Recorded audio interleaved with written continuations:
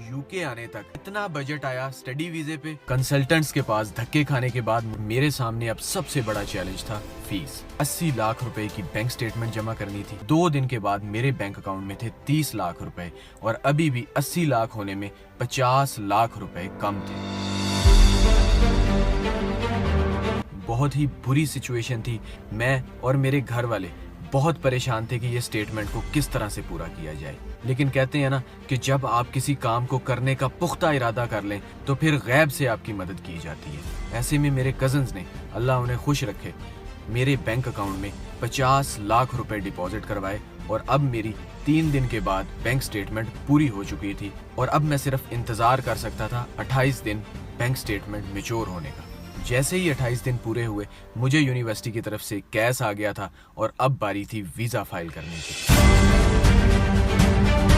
Visa file करने के लिए मुझे सबसे पहले चाहिए थी एम्बेसी फ़ी, जो कि थी करीब 3.5 से 4 लाख रुपए, और साथ ही साथ मुझे चाहिए थी IHS फ़ी, जो थी 3.5 लाख रुपए के करीब। ऐसे में आपके पेरेंट्स जितनी बड़ी कुर्बानी दे सकते हैं उतनी बड़ी कुर्बानी कोई भी नहीं दे सकता। मेरे वालिद साहब के पास एक गाड़ी थी, उन्होंने वो बेच दी। उससे हमारे पास पैसे आए और हमने वीज़ा फाइल किया और IHS की फ़ीस दे दी। चूँकि बहुत देर हो चुकी थी, प्रोसेस मैंने बहुत देर से शुरू किया था, इस वजह से मुझे कंसल्टेंट ने कहा कि आप प्रायोरिटी की फ़ीस भरें ताकि आपका वीज़ा जो है वो टाइमली आ जाए, वरना फिर आप नेक्स्ट इनटेक में डेफर कर दिए जाएंगे। अब प्रायोरिटी के 2 लाख रुपए अलग से देने थे, वो भी दिए। वो देने के बाद हमारे पास पीछे फिर से कोई पैसा नहीं बचा था। मेरी खुशकिस्मती थी कि मुझे एम्बेसी इंटरव्यू की मेल नहीं आई और डायरेक्ट BRP आ गया।